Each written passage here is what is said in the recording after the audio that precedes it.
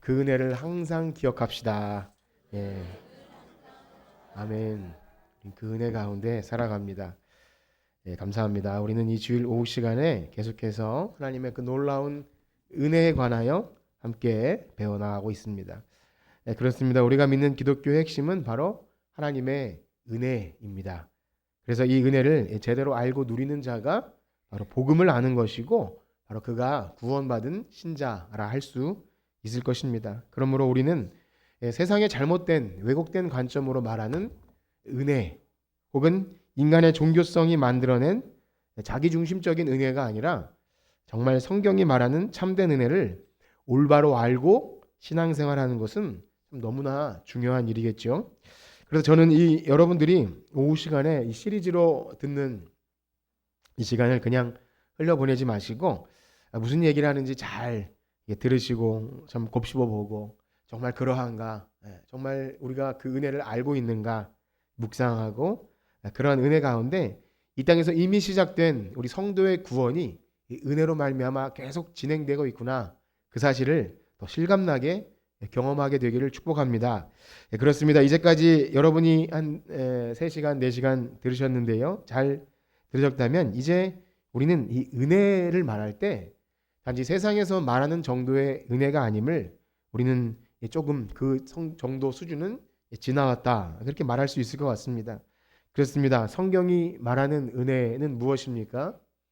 아무런 받을 자격 없는, 하나님만이 주실 수 있는 자격 없는 자에게 베푸시는 하나님의 호의죠. 하나님이 주시는 선물, 정말 무슨 자격이나 조건이 안 되는 우리에게 일방적으로 주시는 하나님의 크신 사랑입니다.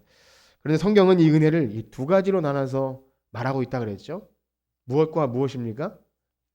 일반 은혜와 특별 은혜. 뭐 이 두 가지 개수 말하면 뭐 복잡해지는지 모르겠지만 성경이 그렇게 말을 하고 있습니다. 바로 일반 은혜와 특별 은혜. 이 정도는 이제 아시죠? 일반 은혜와 특별 은혜.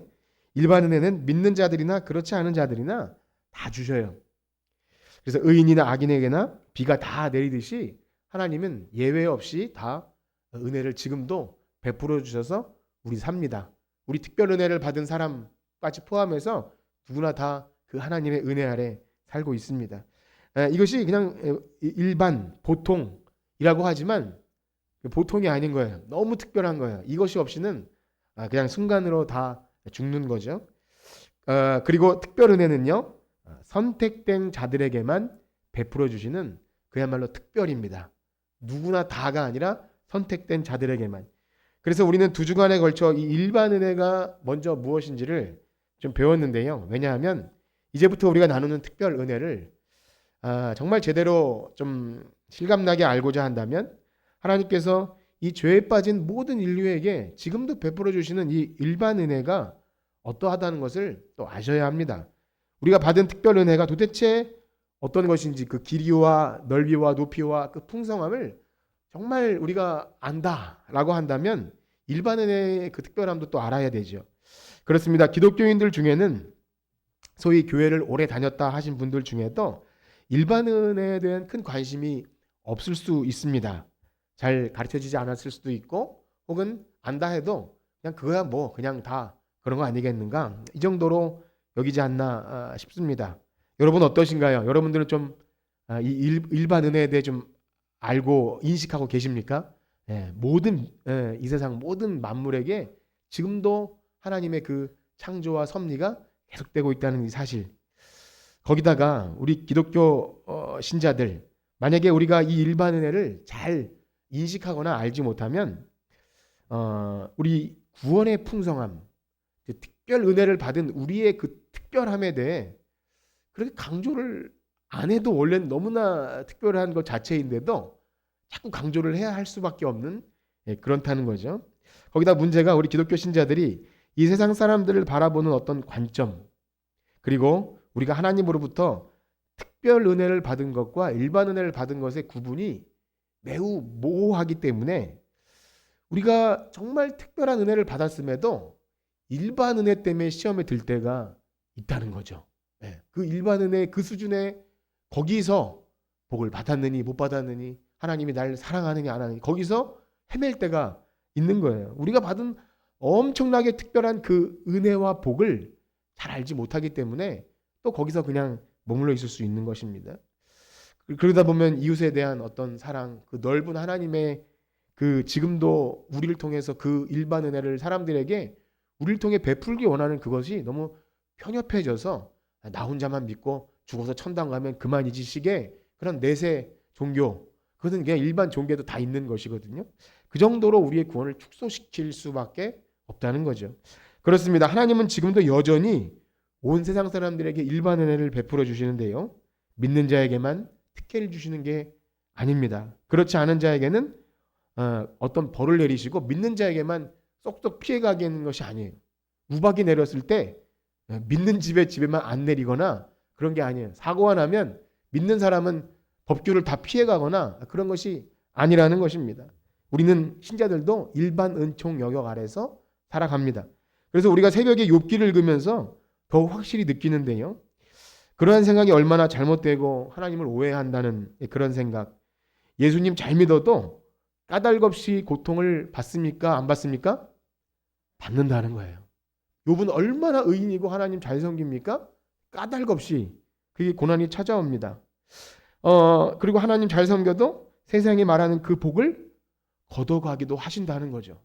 그러면 우리가 그 복에 목매있던 사람은 저 사람 저주받았네, 하나님께 복 못 받았네, 이렇게 당장 말하지 않겠습니까? 그것은 바로 하나님의 일반 은혜와 특별 은혜를 잘 모르기 때문입니다. 그렇습니다.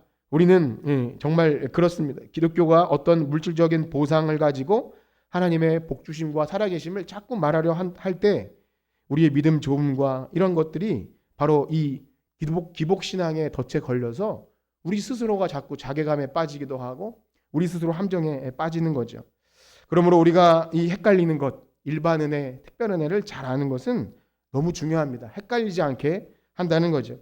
그러나 말씀드린 대로요, 일반 은혜가 하나님을 알만한 것을 넣어주셨고 너무나 귀함에도 불구하고 이 일반 은혜도 일반 계시라 그랬죠. 충분하지가 않아요. 무엇입니까? 바로 우리의 죄사함과 구원의 은혜를 받기 위해서는 무엇이 필요합니까? 특별이 필요합니다. 특별 은혜, 특별 계시. 그것은 무엇입니까?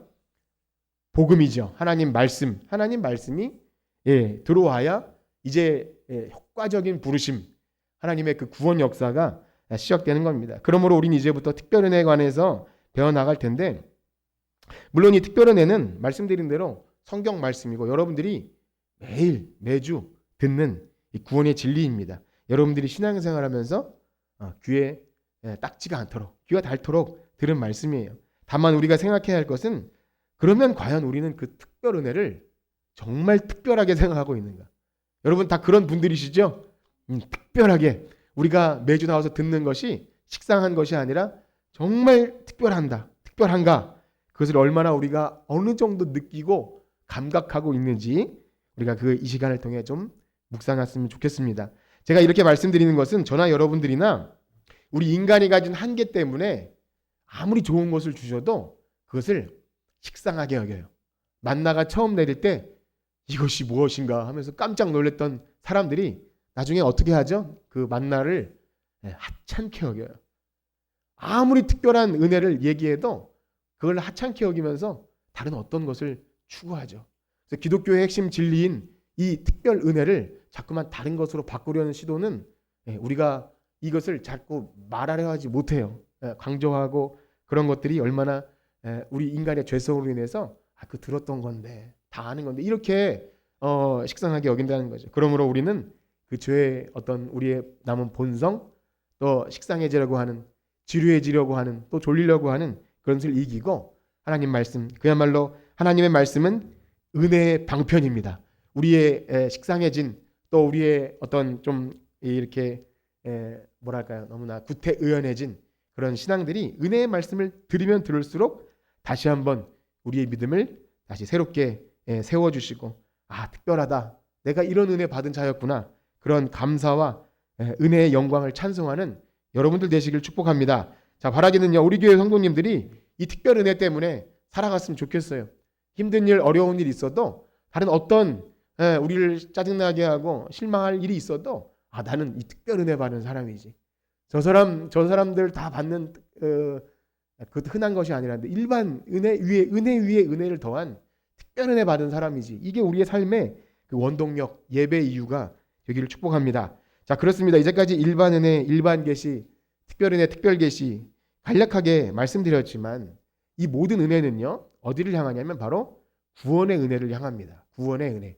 그것이 바로 특별 은혜에 규결되는 거죠. 그래서 그만큼 구원은요, 기독교 신앙에서 너무 중요합니다. 아무리 고상한 지식을 가지고 뭐 성경을 백독을 하고 혹은 정말 달달 외우고 아니면 원어를 연구하고 뭘 해도 결국 믿음의 결국인 영혼 구원의 문제는 다 주일학교 그 유치원 초등학생처럼 그냥 순수한 어린아이 같은 믿음을 가지고 아멘 하면서 그거 아니면 아무 소용이 없어요. 날고 기고 원어를 분석하고 그거 아무 의미가 없는 거죠. 그래서 이것은 그냥 하나님이 전적으로 베푸시는 그것이 특별 은혜입니다. 그렇기 때문에 우리가 이 특별 은혜인 구원의 은혜를 살필 때는 일반 은혜와 매우 다른 것이 있습니다. 그것은 무엇입니까? 일반 은혜는 누구에게나 다 원하든 원치 않든 은혜를 알든 모르든 다 주시지만 특별 은혜는 누구나에게 다 주십니까? 아니라는 거예요. 어떤 자에게 주시죠? 어떤 자요? 예. 그래 답을 해주셔서 감사합니다. 예. 좀 편하게 말씀드리면 하나님이 주시고 싶은 자에게 주시는 거예요. 선택받은 자. 하나님 마음대로 해요. 예. 우리의 무엇이 들어있지 않고 하나님이 주권적으로 선택한. 그래서 이 은혜를 주권적 은혜라고 부릅니다. 하나님이 이 모든 것을 하시는 거죠. 그래서 바로 예수 그리스도의 구속으로 말미암아 죄 사함 받고 우리가 영생 받는 일, 우리가 믿은 것 같지만 우리가 대단해서 한 것 같지만 죽었던 우리를 불러 살리시는 은혜는 오직 주권적인 하나님의 특별 은총만, 그것만 우리에게 구원을 주시는 줄 믿습니다. 그래서 지금 배우는 이것은요, 바로 주권적인 은혜입니다. 이 특별에는 주권적인 은혜. 주권적이라는 것은요, 하나님의 모든 권한을 가지고 계셔요. 우리 인간으로부터는 어떤 것도 나올 수 없다는 겁니다. 그래서 사실 은혜라는 말 속에 사실 그 의미가 다 들어 있었어요. 아까 첫 서두에 은혜가 뭐라 그랬죠? 은혜? 자격 없는 자에게 베푸신 하나님의 호의. 그냥 어떤 조건과 자격 없는 자에게 은혜라는 말 자체 이미 하나님의 주권이 들어있는데 거기다가 더 덧붙여서 특별 은혜는 하나님의 주권적 은혜라는 말을 붙일 정도로 더 매우 특별합니다. 그래서 사실 일반 은혜를 알 필요가 있다는 것은 그런 의미예요. 하늘에서 비가 내리고 햇빛이 비치고 우주가 지금도 돌아가고 있죠. 계절이 바뀌고 여러분들의 심장이 지금 뛰고 있고 또 밭의 소산을 우리가 먹을 수 있으며 또 모든 우리가 할 수 있는 이것들이 일반 은혜 가운데 계속 베풀어지는 은혜인데요. 그런데 특별 은혜를 또 주권적인 은혜라고 부르는 것은 그 모든 죄인들 가운데 일반 은혜를 받고 있는 모든 사람들 가운데 부르시고 택하시고 고르고 뽑고 택해서 그 자들에게만, 그 택자들에게만 하나님께서 주시는 거예요. 놀랍지 않습니까? 네. 여러분들 그 특별 은혜를 받은 분들이시죠? 예, 저는 깜짝 놀랄 줄 알았는데 별로 그렇게 식상하게 앉아 계셔서. 예, 그러므로 이 특별 은혜, 구원의 은혜가 은혜를 베풀어 주시는 하나님이 주권적으로 하시는 걸 알 때 우리는 거기다가 인간의 무엇을 갖다 붙일 건덕지가 없는 거예요. 그 무엇도. 아무것도 갖다 붙일 것이 없습니다. 사람의 노력이나 행위나 그 어떤 무엇도 구원의 은혜를 받을 자격이 내게 있지 않는 거예요. 그래서 아까 전에 여러 가지 했지만 믿는 자, 여러분 믿는 자시죠? 여러분 믿었기 때문에 구원을 받은 걸까요? 사실은 믿음도 우리의 것이 아니에요. 죽었던 우리는 내가 스스로 교회를 찾아오거나 내가 어떤 신적인 무엇이 있다 이렇게 해서 믿는 사람은 아무도 없어요. 믿음조차도 선물입니다. 그래서 우리는 구원을 얘기할 때 절대 주권, 하나님의 주권적인 개입, 주권적인 우리 삶의 역사하심 그것만 봐야 하는 거죠. 바로 그 대표적인 말씀이 오늘 우리가 읽은 이 에베소서 말씀입니다. 에베소서 1장 3절에서 14절은 바로 그 성부 하나님, 성자 예수님, 성령님이 주권적으로 우리에게 어떤 일을 하셨는지를 바울이 이렇게 쭉 한 문장으로 쭉 길게 기록하는데요. 우리 오늘 본문을 다시 한번 읽어보겠습니다. 에베소서 1장 3절에서 14절인데요. 다시 한번 교독합니다. 제가 먼저 읽을게요. 찬송하리로다. 하나님 곧 우리 주 예수 그리스도의 아버지께서 그리스도 안에서 하늘에 속한 모든 신령한 복을 우리에게 주시되 그리스도 안에서 우리를 택하사 우리로 사랑하셨으니 그 기쁘신 뜻대로 우리를 예정하사 예수 그리스도로 말미암아 자기의 아들들이 되게 하셨으니 이는 그가 사랑하시는 자 안에서 우리에게 거저해 주시고 그의 은혜의 영광을 찬송. 우리는 그리스도 안에서 그의 은혜의 풍성함을 따라 그의 피로 말미암아 속량 곧 죄사함을 받았느니라. 그가 총명을 우리에게 그 뜻의 비밀을 우리에게 알리신 것이요 그의 기뻐하심을 따라 그리스도 안에서 때가 찬 경륜을 위하여 예정하신 것이니 있는 것이냐. 모든 일을 그의 뜻의 결정대로 일하시는 이의 계획을 따라 우리가 예정을 입어 그 안에서 기업이 되었으니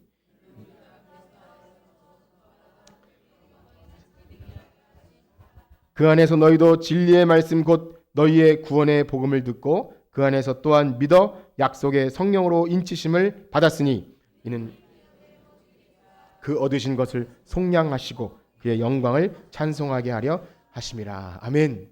이 에베소서는요, 바울이 에베소 교회에 보낸 편지인데요. 이제 1장 1절에서 2절까지 짧은 인사말을 마치고 여기 우리 3절 보면 찬송하리로다 하고 긴 문장을 한 200단어 되는 긴 문장을 쉬지 않고 막 속사포처럼 쫙 써 내려간 굉장히 특별한 문장입니다. 3절에서 6절까지는 성부 하나님의 만대전에 우리를 예정하시고 부르셨다는 그 내용, 성부 하나님에 관한 내용이고요. 7절에서 12절까지는 성자 예수님의 그 구속 곧 죄사함, 속량의 사건을 기록하고 있고 마지막 13절에서 14절은 누구일까요? 성령님이 우리를 인치셨다는 성령님의 우리를 부르심, 그거에 대해서 기록하고 있습니다. 여러분 성경 책에다가 이렇게 표시해 놓으셔도 좋습니다. 3절부터 6절까지는 성부 하나님, 7절에서 12절은 성자 예수님, 13절에서 14절은 성령님이 우리의 구원을 어떻게 바울은 뭐 글도 잘 쓰고 말도 잘하지만 이 긴 구절을 거의 쉼표 없이 쫙 한 건데요. 저도 설교문을 작성하다 보면 때로는 무언가 하고 싶은 말이 생각나면 타이프 소리가 막 비오듯이 다락 하면서 쫙 써내려갈 때가 있어요. 네. 제가 하고 싶은 말이라고 했지만 좀 좋게 포장하면 성령의 감동이 있어서 이렇게 해서 써 내려갑니다. 다시 읽어보면 뭔 말을 썼는지 본인도 잘 몰라요. 왜 그러냐면 끊어지지 않는 문장은 사실 막 좀 문장 구조도 그렇고 단어 선택도 그렇고 이게 앞뒤가 잘 안 맞습니다. 그래서 몇 번을 수정을 하죠. 그래서 이제 간결한 문장이 좋은 문장이라서 길게 해놓으면 듣는 여러분들도 어디서 끊어야 들어야 되나 좀 길 수도 있고 말하는 저도 말하다 보면 꼬이기도 하고 그래요. 그래서 짧은 문장이 좋은 문장인데 바울은 지금 그런 거 생각할 겨를도 없이 찬송하리로다 해놓고 하나님 그리스도의 아버지께서 뭐 이렇게 선택하시고 예정한 걸 똑같은 말이 막 반복되면서 어쨌든 들어갈 건 다 들어가요. 성부 하나님, 성자 예수님, 성령님. 그래서 여러분들 기도하실 때나 뭐 할 때 빼놓지 않고 하나님 아버지, 예수님, 성령님 이렇게 들어가시면 돼요.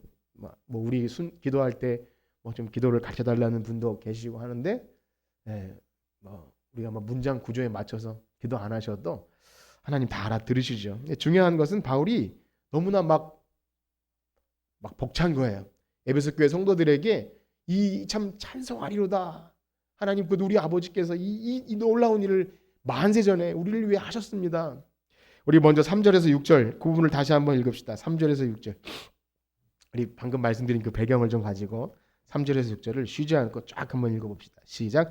찬송하리로다. 하나님 곧 우리 주 예수 그리스도의 아버지께서 그리스도 안에서 하늘에 속한 모든 신령한 복을 우리에게 주시되 곧 창세전에 그리스도 안에서 우리를 택하사 우리로 사랑 안에서 그 앞에 거룩하고 흠이 없게 하시려고 그 기쁘신 뜻대로 우리를 예정하사 예수 그리스도로 말미암아 자기의 아들들이 되게 하셨으니 이는 그가 사랑하시는 자 안에서 우리에게 거저 주시는 바 은혜의 영광을 찬송하게 하려는 것이라. 아멘. 뭐가 생각나세요?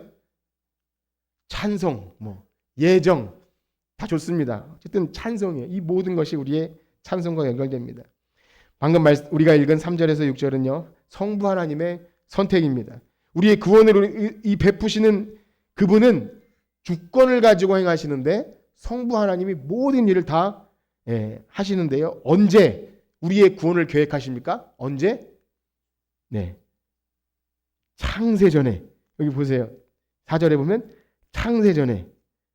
여러분 생각해 보세요. 창세전에.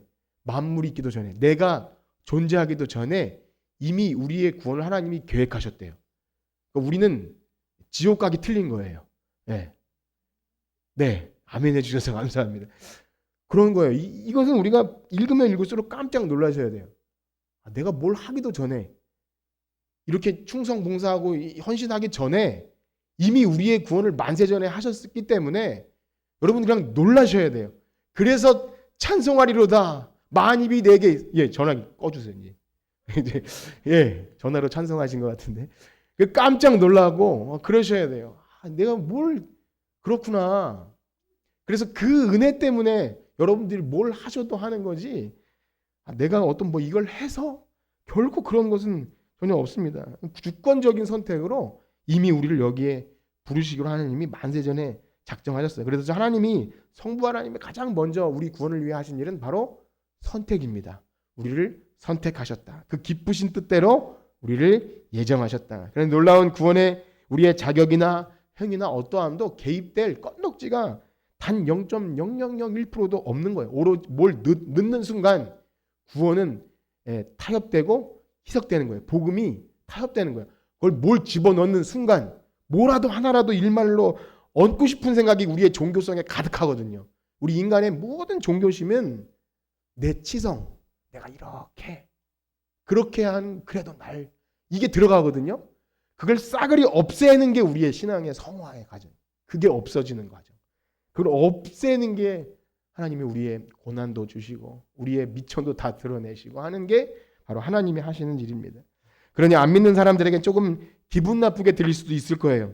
저와 여러분들이 이렇게 신실하지 못하고 거짓말도 잘하고 부도덕하며 사랑도 없고 양보도 없고 오래 믿었지만 별로 나아지지 않는 이런 것임에도 만세전에 저 사람들은 구원받았다고 하니 저들은 기분이 나쁠까요? 안 나쁠까요?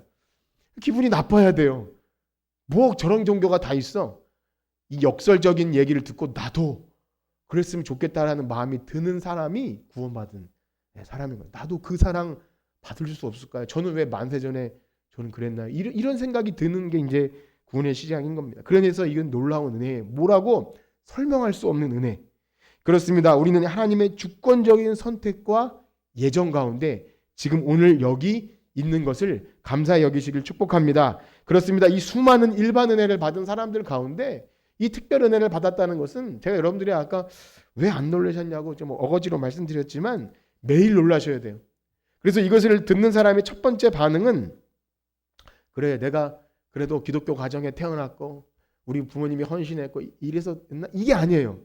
이 놀라운 은혜 내가 특별 은혜를 받았다는 이 사실을 알고 여러분들이 첫 번째 보일 반응 뭐야 되겠습니까?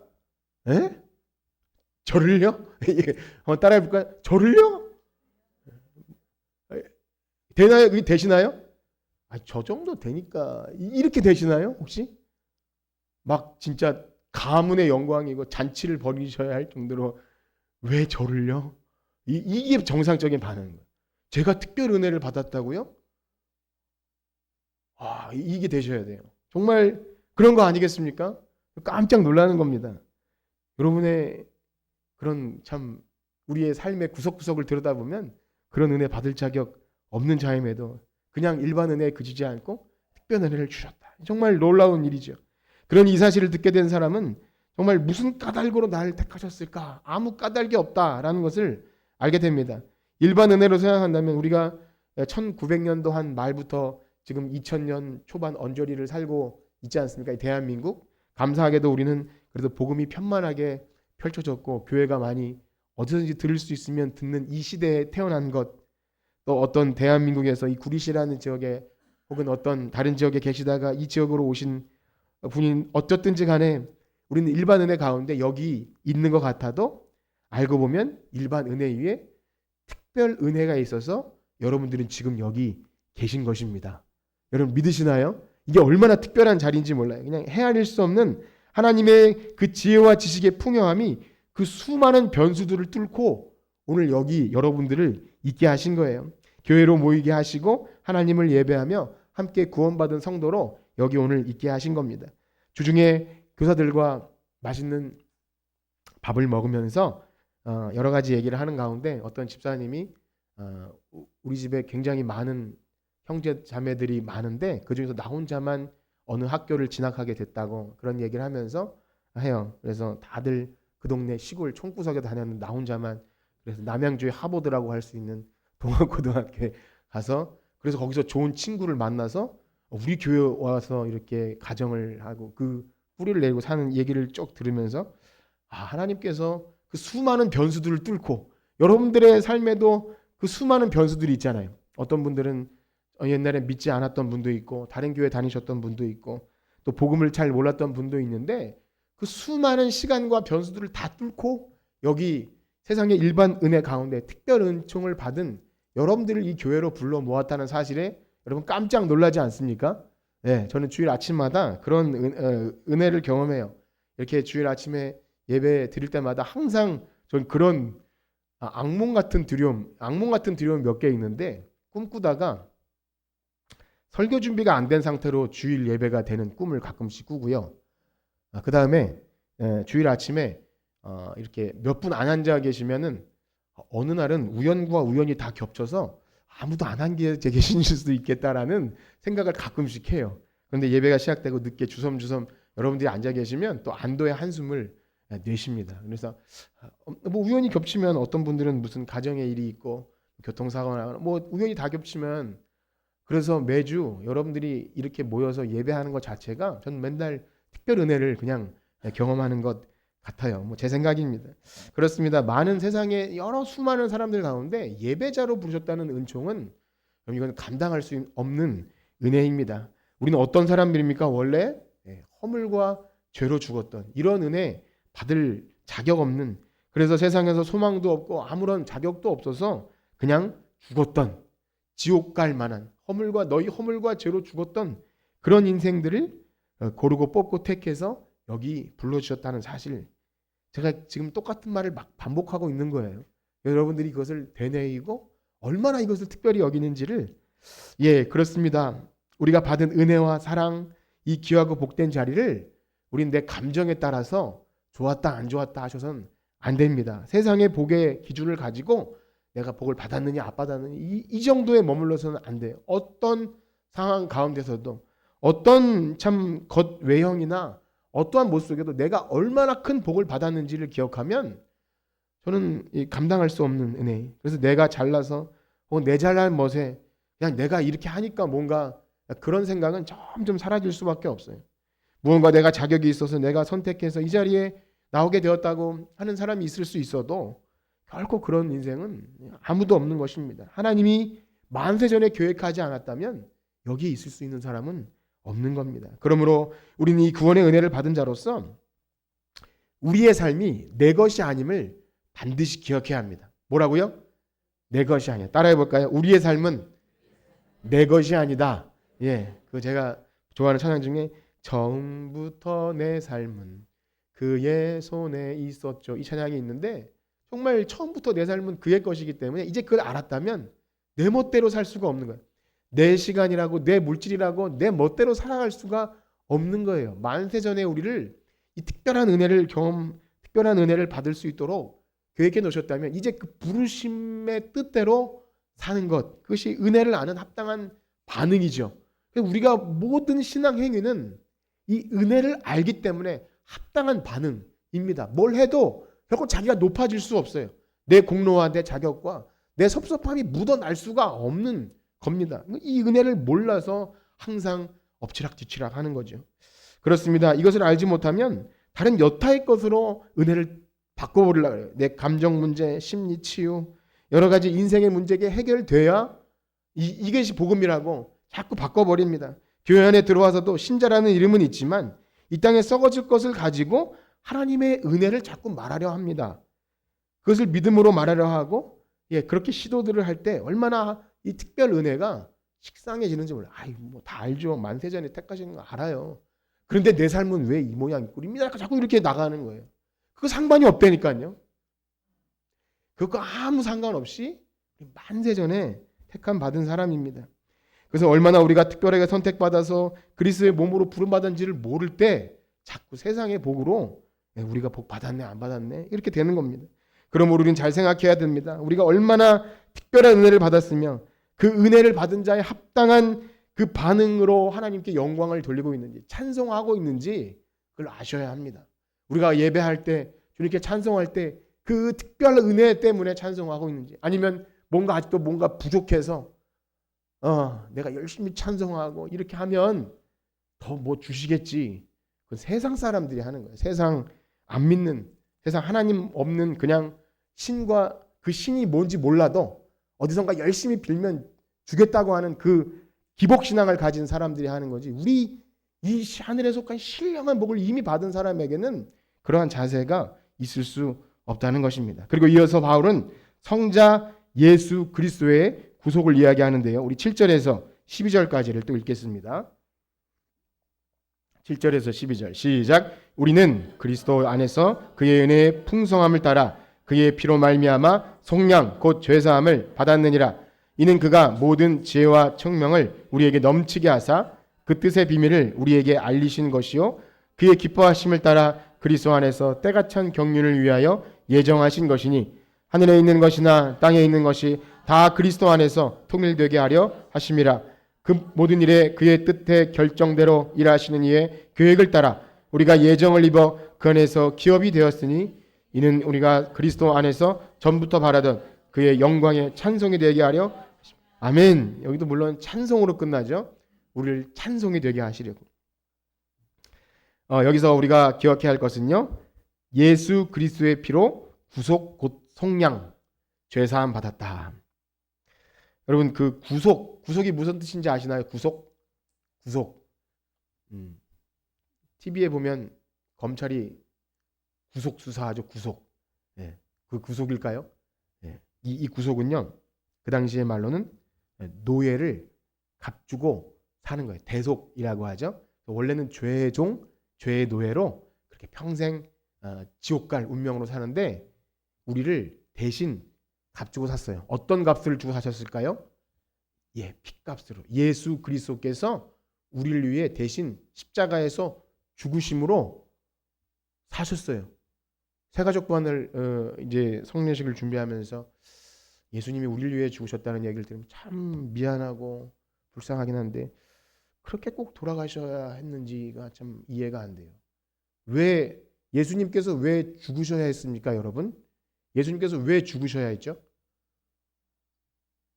우리 죄가 그만큼 심각한 죽을 죄라는 거예요. 그럼 그거를 믿으시나요? 네. 그것을 믿어야 세례를 받는. 그게 믿어지는 거예요. 내가 그러니까 특별 은총이 특별해질 수밖에 없는 거예요. 사실은 내가 죽을 죄는 아니지 않나 이 상태에서는 사실 일반 은혜만 해도 충분히 살아요. 그런데 특별 은혜가 필요한 자는 어떤 자면 나는 이 죄 때문에 지옥 가겠어요. 여러분 그거를 고백하십니까? 네. 이게 사실은 고백이 안 되면은 특별 은혜를 아무리 제가 특별합니다, 여러분. 기뻐하십시오. 이게 안 되는 거예요. 예수 그리스도의 피값으로 죽으셨어야만 할 정도로 우리의 죄는 심각한 아주 썩을 대로 썩은 그냥 시체 송장이라는 거예요. 그것이기 때문에 예수님이 이 땅에 오셨어야 합니다. 그렇기 때문에 우리는 이 사실을 알 때 또 왜요? 그냥 죽게 내버려 두시지 왜 그러셨어요? 라고 반응하죠. 그렇습니다. 예수님은 2000년 전에 때가 참에 여자의 몸에서 나게 하시고 그 일을 하시기 위해서 그 하나님이 사람의 몸을 입고 이 땅에 오신 거예요. 그 방법이 아니면 안 되는 거죠. 참 사람이자 참 하나님이신 이 땅에 오신 이 예수님이 피 흘리셨어야만 우리가 구원, 그 특별 은혜를 받는 거예요. 그러니 우리가 그 은혜를 생각할 때 또 깜짝 놀라는 거죠. 그런데 아무에게나 다 주는 게 아니라 선택받은 사람을 위해서만 그 피 흘리심이 있기 때문에 이것을 우리는 제한속죄라고 부릅니다. 누구에게나 다 베푸는 게 아니에요. 어떤 사람들은 그렇게 말하고 싶어요. 아니 그 높으신 하나님이 십자가에서 돌아가셨는데 그 일정 부분만 한 게 아니라 온 인류를 위해 피 흘렸으니까 모든 사람이 다 구원 얻는 게 아니냐고. 그게 이제 보편 구원 사상인데요. 그렇게 말하고 싶겠죠. 그런데 성경은 뭐라고 말합니까? 분명히 선택받고 예정받는 특별한 사람에게만 그 일을 하신다는 거예요. 만약에 모든 사람이 다 구원 얻는다고 하면 뭐하러 선택이나 예정이나 뭐 이런 말을 성경이 쓸 필요가 없는 것이죠. 그렇습니다. 우리 중 누구도 해결할 수 없는 우리 죄의 문제, 그것을 예수님께서 자기 피로, 보혈의 피로 그렇게 하셨다는 것, 우리를 자유를 주셨다는 그 사실 앞에 우리는 매일 놀라셔야 돼요. 아침에 일어날 때, 또 내 죄가 발견될 때, 또 우리의 신앙이 식상해지고 뭔가 이렇게 좀 그러면 예배드리기 싫어지고 그럴 때 나를 위해 죽으신 그리스도의 십자가 피가 정말 특별하게 느껴지는 사람은 이거 내가 신앙생활하는 거, 이 내 은혜로 하지 못한다는 것을 또 깨닫게 되죠. 그렇습니다. 우리가 우리 자신을 어떻게 생각하는지 늘 생각하셔야 됩니다. 우리를 돈으로 따지면 우리는 얼마짜리입니까? 우리 얼마짜리죠? 한번 따라해볼까요? 예수님짜리. 여러분들 한 분 한 분은 예수님과 바꾼 거예요. 그러니까 하나님이 우리의 구원을 포기하시겠습니까? 포기 안 하시겠습니까? 지옥 가긴 또 틀린 거예요. 예수님과 바꾸셨는데 그걸 어떻게 놓치냐고요. 그러니까 또 놀라운 거예요. 하나님이 절대 손해보지 않으신다 그랬잖아요. 예수님과 이미 바꾸셨는데 우리의 구원은 취소될 수가 없는 거죠. 그러므로 우리가 이 특별 은혜를 받았다는 것만 제대로 알아도 우리는 세상 사람들의 평가에 왔다 갔다 하지 않아요. 세상 사람들의 어떤 기준, 눈치를 보거나 열등감을 갖거나 그들을 따라가기 위해서 아등바등 할 필요가 없는 것입니다. 세상은 어떠하죠? 자신의 돈과 명예와 외모와 학벌과 이런 것으로 우리를 평가하고 그렇게 하대하기도 하고 갑질을 하기도 합니다. 때로는 우리 믿는 자들도요, 세상의 기준과 관점을 가지고 자신을 바라보면서 하나님께 간구하는 그것들이 나도 저 정도 수준의 어떤 것 갖고 싶어요. 이렇게 구합니다. 그럴 수 있습니다. 그런데 그것을 가지고 우리가 받은 은혜, 또 우리가 받은 복, 이런 것들을 그것 가지고 얘기하는 순간 우리는 또 특별 은혜를 망각하는 거죠. 또 일반 은혜의 수준에 머물러 있는 것입니다. 왜 욥기를 보지 않습니까? 우리가 새벽에 지금 욥기를 보는데 욥기가 너무나 은혜가 됩니다. 거기서 사탄이 하나님을 도발하지 않습니까? 저는 그 사실 자체가 너무나 놀라워요. 사탄이 하나님을 도발하는데 하나님이 거기에 반응하신다는 자체가, 여러분 아주 큰 어른은 누가 뭐 하면은 반응을 이렇게 안 하잖아요. 사탄이 하나님을 도발했어요. 하나님이 반응하는데 어떤 것에 반응하는지 아십니까? 하나님 저 욥, 하나님이 보호해 주시는 소유물의 울타리 저거 제거해 버리면 욥은요 하나님 예배하지 않을 겁니다. 이렇게 할 때 하나님이 너무 화가 나셨어요. 너 내 사랑하는 욥을 얕잡아 보는 거야? 그 물질 없다고 욥이 나를 예배하지 않을 것 같아? 하면서 하나님이 반응한 게 그거예요. 사탄은 그걸 교묘하게 물고 늘어져요. 우리가 이 세상에서 신앙을 가지고 얻으려 하는 그 부수적인 것들이 없어지면 신앙을 버릴 것 같은 두려움이 목사인 저 자신에게도 있죠. 그래서 그렇게 속이려고 하고 싶죠. 근데 하나님은 그 기복신앙을 너무나 싫어하세요. 그것 가지고 나를 얕잡아봐, 성도를 얕잡아봐, 그렇게 얘기하시는 것입니다. 그래서 기복신앙은 기독교 신앙의 무서운 적입니다. 무속신앙에서 비롯된 것입니다.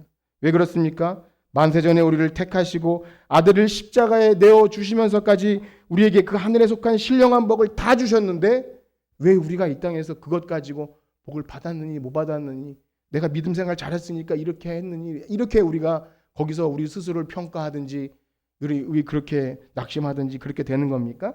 그것은 하나님을 모독하는 것입니다. 여러분 어떤 분들이십니까? 우리는 아니잖아요. 우리가 얼마짜리라고요? 우리 예수님짜리잖아요. 예수님짜리. 예수님이 피로 값주고 사셨는데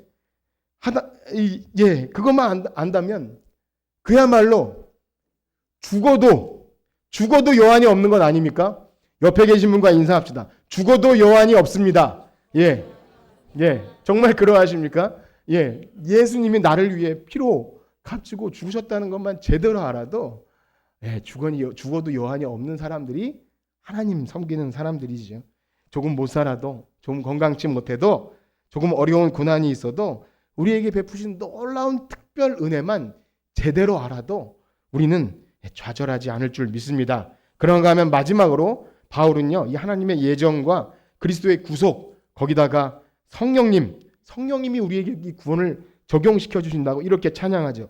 우리 13절, 14절 다 같이 읽겠습니다. 시작. 그 안에서 너희도 구원의 복음을 듣고 그 안에서 또한 믿어 약속의 성령으로 인치심을 받았으니 이는 우리 기업의 보증이 되사 그 얻으신 것을 속량하시고 그의 영광을 찬송하게 하려. 아멘. 여기서 성령님의 사역도 주권적인 특별 은혜입니다. 하나님의 사역, 예수님의 사역, 성령님의 사역이 모두 주권적이에요. 한번 생각해 보세요.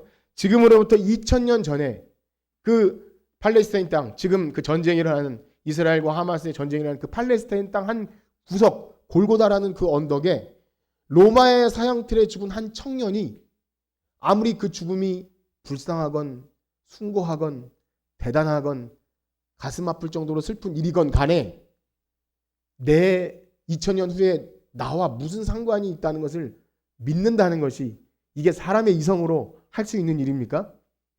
이건 불가능한 일이에요.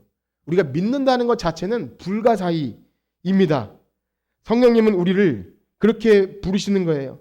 말씀을 통해서 이것을 믿어지게 하시는 줄 믿습니다. 우리 각 사람이 어떤 루트를 통해서든 이 복음을 듣죠. 가족이나 친구나 지나가는 길에서나 이것을 듣고 복음에 반응하는 하나님 성령 하나님의 주권적 역사가 아니면 죽었던 우리는 이 복음에 반응조차 할 수 없는 겁니다.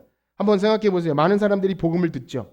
와플을 구우면서 전도 티슈를 나눠주면서 예수님을 전하고 인사도 하고 여러 시도를 하지만 여러분들도 친구 가족 초청에 이렇게 대상을 정하고 한두 번 해보기도 하고 평생 해보기도 하고 하지만 복음을 전하는 게 어찌 쉬운 일입니까? 물론 하나님의 때에 따라서 하나님의 때에 하나님께서 하시겠지만 전하는 우리도 가만히 생각해 보면 저도 그런 생각을 해요. 과연 이걸 믿을까? 저도 그런 생각. 나는 믿지만 지나가는 사람이나 누구에게 당신의 죄를 위해 예수님이 2000년 전에 십자가에서 죽으셨는데 그 죽음이 당신을 위한 죽음입니다. 말해놓고서도 제가 그걸 한번 믿을게요라고 하는 게 그 신비해요. 이건 특별 은혜가 아니면 안 되는 거예요. 이게 어떻게 가능합니까? 이게 만약에 이 좋은 걸 왜 안 믿어? 라고 하고 전화하신 분은 안 계시죠? 저도 그런 생각을 해본 적이 없어요. 이걸 믿을까? 라고 생각을 해요. 그런데 믿더라고요. 특별 은혜를 받은 자는 행복해요. 제가 교회 나오길 잘한 것 같아요. 예수님 계시는 걸 제가 믿게 됩니다. 이런 말을 들으면 전율이 일어요. 그래서 여러분 전도와 선교와 이런 것은 우리가 뭘 보태는 게 아니야. 하나님 일에 보태는 게 아니라 이 하나님의 주권적인 역사, 만세전에 택하시고 그리스도 안에서 이미 구속하신 그 자를 성령님이 주권적으로 부르시는 그 역사의 현장에 내가 그것을 보고 체험하는 것 자체가 전율이에요. 그렇기 때문에 전도를 하고 선교를 하는 것입니다. 여러분 그런 은혜가 있기를 축복합니다. 우리에게 교인 수를 늘려 이 차원이 아닙니다. 우리가 그 역사적인 현장에 나만 믿고 멈추는 것이 아니라 거기에 우리가 쓰임 받는 자체가 너무 놀라운 사실이죠. 그렇습니다. 인간은요 본질상 죄와 허물로 죽어서 시체 상태예요. 그래서 그 사람을 불리는 일은 마치 그 무덤에 이미 칭칭 그 붕대로 감겨 있는 나사로에게 나사로야 나오라 했던 그 예수님의 그 부름, 그 죽었던 사람을 불러 살리시는 은혜가 아니면 누구도 이 아무리 성경 말씀을 잘 요약하고 복음을 요약해서 들려줘도 그걸 듣고 믿는 사람은 불가능한 것입니다. 그래서 그것을 우리는 효과적인 부르심이라 그러죠. 효과적인 부르심. 그렇습니다. 우리가 죽었던 자들에게 이 불러 살리시는 은혜, 성령님이 하시는 이 주권적인 특별 은혜, 우리가 그런 은혜를 받은 사람인 줄 믿습니다. 그러므로 여기도 우리의 무엇이 개입될 수 없는 거예요. 여기다 우리가 숟가락을 얹을 수 없어요. 간혹 어떤 분들이 나는 스스로 하나님이 계신 것 같아서, 찬송이 좋아서, 교회 사람들이 좋아서 어느 날 소풍을 가고 했는데 너무나 좋아 보여서 나는 스스로 믿기로 했어요. 그래서 어떻게 하고 오셨습니까? 스스로 자진해서 뭐 그런 사람들이 꽤 있어요. 교회도 그렇게 오시는 분들이 있지만, 그런데 이 성경 말씀을, 진리의 말씀을 알게 되면 그게 아니었구나. 이미 만세 전에 나를 택하셨구나. 그러면 다음부터는 그 말을 부끄러워요. 내가 스스로 온 줄 알았는데 나를 위해 기도하신 분이 있어요. 우리 새가족분들을 위해 새벽마다 기도하시는 분들이 있잖아요. 그렇죠? 새벽마다 금요 때마다 우리 새가족들 참 복음을 제대로 알고 여기서 교회를 정착하게 하시고 그런 기도하는 사람이 있었어요. 저나 여러분들이나 다 기도하는 분들이 있었고 만세 전에 하나님께서 택하심과 부르신 가운데 여기 있다는 것을 매일매일 놀랍게 여기시길 축복합니다. 그렇습니다. 우리는 그래서 전도하고 선교합니다. 그래서 새가족반이 있는 것이 너무나 감사한 것이고, 또 11월 한 달 친구 가족 초청 연례 행사가 아니라 여러분들이 1년 동안 들은 은혜가 진짜 특별하다면 나 혼자 갖고 있을 수 없는 거잖아요. 맛있는 빵집이 생기면 막 얘기해 줄 수밖에 없는 건 아닙니까? 아닌가요? 정말 좋은 게 있으면 누군가에게 이거 먹어봐 할 수 있는 것처럼 여러분 정말 내게 이게 특별한 거라면 안전할 수가 없는 것 아니겠습니까? 여러분들에게 너무 우격다짐으로 하는 것 같아 너무 죄송하지만 여러분 한 주간 한번 생각해 보십시오. 내가 받은 은혜를 정말 내가 특별히 여기고 있는가? 그렇지 않다면 다시 돌아가야 합니다. 내가 죽을 수밖에 없는 죄인으로 고백을 했는가? 이 사실을 사실 내가 고백이 안 됐을 수 있다는 거죠. 거듭남이 없을 수 있다는 겁니다. 사랑하는 성도 여러분, 이 특별 은혜를 우리의 삶에서 어느 정도 인식하고 계십니까? 특별하다고 특별했지만 뭐 일반 은혜가 있고 특별 은혜가 있다고 배우긴 배웠지만 정말 이게 특별하다면 우리의 세상에 그 어떤 것도 우리의 신앙을 건드릴 수가 없는 겁니다. 아침에 태양에 눈을 뜨고 하루를 시작할 때 뭐 매일 아침마다 즐겁겠습니까? 일어나기 싫다 할 때 있죠. 예, 오늘 정말 그냥 눈 안 떴으면 좋겠다. 근데 가만히 곰곰이 생각해 보면 눈 뜨게 하신 게 감사한 거예요. 예, 아이들이 왔다 갔다 하는 게 또 신기한 거예요. 그래서 하나님 감사합니다 하고 일어나요. 툴툴 털고 일어나서 옷을 입고 또 이렇게 움직이는 거예요. 난 특별 은혜 받았지. 예, 옆에 계시는 분 인사합시다. 우리는 특별 은혜 받은 사람들입니다. 우리는 감사합니다. 유치하게 한번 생각해 볼까요? 로또 1등도 아니고 로또 한 1억에 당첨됐다고 생각해 보세요. 1억 너무 적은가요? 물가가 많이 올라. 한 10억이라고 칩시다. 로또 10억에 당첨되셨습니다. 여러분 축하드립니다. 그러면 아멘을 누가 하셨는데 아이들이 사고를 좀 쳐요. 또 조금 우리가 다쳐요. 손가락 다칠 수도 있고 장사가 조금 그날 안 되고 좀 문제가 생겨요. 여러분 기분이 상하시겠습니까? 안 상하시겠습니까? 예? 10억 당첨돼도요? 그 분명히 얘기했잖아요. 앞에. 저는 막 실실 쪼갤 것 같아요. 이렇게 막 누가 슬픈 얘기하면 이렇게 웃음을 감추지 못하고 10억 당첨됐네 이러고 있을 것 같지 않아요. 저만 속물인가요? 전 정말 그럴 것 같아요. 자그마한 적금 이자만 좀 더 붙어도 기대가 되는 것 아니겠습니까? 그런데 우리 만세전에 택한 이 특별한 은혜가 늘 나의 삶을 특별하게 하고 내가 예수님 피값이라는 것이 우리 삶에 늘 있다면 여러분 욥의 고백, 하박국의 고백 그런 거 아닙니까? 진짜를 알면 주신 자도 여호와시요 취하신 자도 여호와시요. 이게 미친 고백이 아닌 걸 알게 되고요. 하박국이 했듯이 무화과 나무 잎이 마르고 포도 열매가 없고 밭에 소출이 없고 외양간 송아지가 없어도 무엇으로 즐거워한다고요? 난 여호와로 즐거워하리. 난 여호와로 즐거워하리. 울면서도 막 욥이 머리털을 밀고 막 기왓장으로 긁으면서도 난 여호와로 즐거워하리 했다면 미친 사람이잖아요. 10억 당첨된 것보다 훨씬 더 놀라운 특별 은혜를 받았다는 것을 알기 때문이에요. 여러분 그런 은혜가 있기를 축복합니다. 한 주간 사시면서 우리의 분노의 이유, 걱정의 이유, 나의 기쁨과 소망의 이유가 무엇인지를 묵상합시다. 그리고 혹 내가 세상 것 때문에 분노하고 속상해하고 했던 것은 아닌지, 이 특별 은혜가 세상에 썩어질 것으로 바뀌어버렸던 것은 아닌지, 그래서 생각하시면서 주님, 나와 같은 비천한 자를 만세전에 택하시고 그리스도의 그 보혈의 피를 나를 위해 흘려주셨고, 성령님 지금도 나를 끊임없이 찾아와 믿게 해주시는 그 은혜, 그 감사의 영광이 찬송이 되는 여러분들 되시기를 주님의 이름으로 축복합니다. 우리 아까 배웠던 찬송 좀 어려울 수 있지만 주의 사랑을, 주의 은혜를 생각해보라. 우리 찬양 들으시고 기도하고 마칩시다.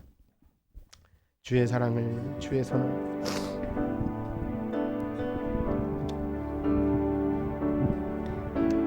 주의 사랑을, 주의 선하심을, 주의 은혜를, 주의 은혜를 생각해보라.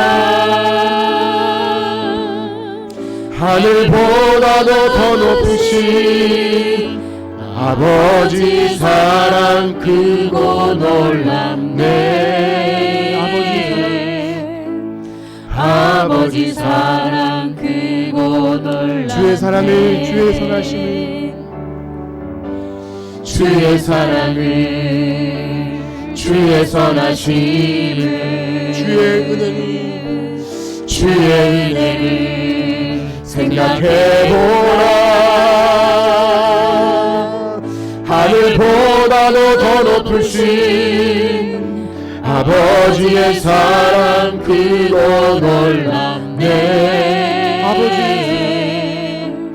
아버지 사랑 크고 놀랍네. 내 어찌 그 사랑 잊으리, 내 어찌 그 사랑 잊으리. 내 어찌 주의 등을 잊으리. 내 영혼의 모든 소원, 내 영혼의 모든 소원 만족시키 하나님. 아멘. 주의 사랑을, 주의 사랑을, 주의 선하심을, 주의 은혜를, 주의 은혜를 생각해보라. 하늘보다도 더 높으신 아버지의 사랑 크고 놀랍네. 아버지 사랑 크고 놀랍네. 우리 들으신 말씀 기억하며 기도합시다. 우리들의 일상에서, 삶에서 우리가 받은 특별 은혜, 그것을 정말 특별하게 여기고 있는가? 그것은 다 아는 것입니다. 저 그거 다 알아요. 그래도 다른 것 있어야 살아요 말하고 말한다면 하나님의 은혜를 망각한 것입니다. 주님, 우리가 하나님이 만세전에 계획하시고 예수님을 십자가에 죽이시면서까지 우리 죄를 도말하신 그 사랑, 지금도 성령님을 통해 우리를 믿게 하시는 그 사랑, 그 특별한 은혜가 이 세상의 모든 어떤 것보다 값진 것인지를 기억하고 그 은혜를 생각하는 우리가 되게 하여 주시옵소서. 다 같이 기도합니다. 하나님 아버지, 그 은혜를 우리가 망각한다면 세상에 썩어질 것으로 자꾸 복을 말하려 합니다. 하나님, 건강치 못해도, 하나님 우리의 물질을 좀 손해를 봐도, 하나님 우리의 삶에 어려운 일이 닥쳐도 이 특별 은혜만 기억하면 우리는 감사합니다. 그 은혜의 영광을 찬송할 수밖에 없습니다. 하나님, 우리가 예배하지 않을 수 없습니다. 하나님을 경배하지 않을 수 없습니다. 사탄이 우리를 시험에 넘어뜨리려 하고 우리를 얕잡아보고 우리를 그 하찮은 재물로 인해서 시험에 들지 않게 하나님 우리를 붙들어 주시옵소서. 우리는 늘 시험에 걸려 넘어집니다. 그 특별 은혜를 자꾸 망각하려 합니다. 내 삶의 어려운 문제 앞에 하나님의 그 특별한 은혜를 자꾸만 하찮게 여기려고 합니다. 하나님, 우리는 그렇다면 그 은혜를 망각한 자입니다. 우리의 게으름과 우리의 미련함과 우리의 죄악된 본성과 하나님 우리의 주님의 사랑을 망각하노니 그 미련함에서 깨우쳐 주시옵소서. 하나님, 그 특별한 은혜가 더 많이 필요합니다. 그 은혜와 사랑을 더 알기 원합니다. 하나님을 아는 것과 그 아들을 믿는 일에 더욱 풍성히 자라길 원합니다.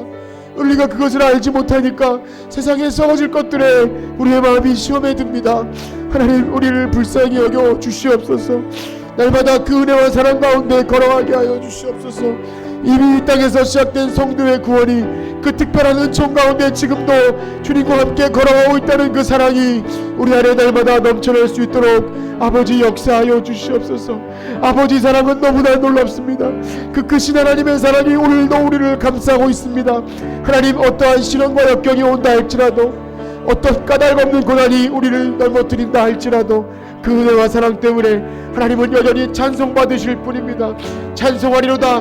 우리 하나님 아버지께서 우리를 만세전에 택하시소 우리를 그 그리스도의 사랑에서 구속하신 그 사랑, 날마다 그 은혜를 찬송하는 하나님 주의 백성들, 하나님의 놀라운 사랑을 받은 하나님의 귀한 음성을 듣는 주의 백성들 되게 하여 주시옵소서. 하나님 감사합니다. 이제는 우리 주 예수 그리스도의 은혜와 하나님의 무한하신 사랑하심과 성령님의 감화 감동 위로 교통하심이 오늘 하나님의 특별한 은혜를 받아서 예수님의 피값으로 그 은혜의 영광을 찬송하기를 소원하는 성천교회 성도들 머리 위에 이제로부터 영원토록 함께 있을지어다.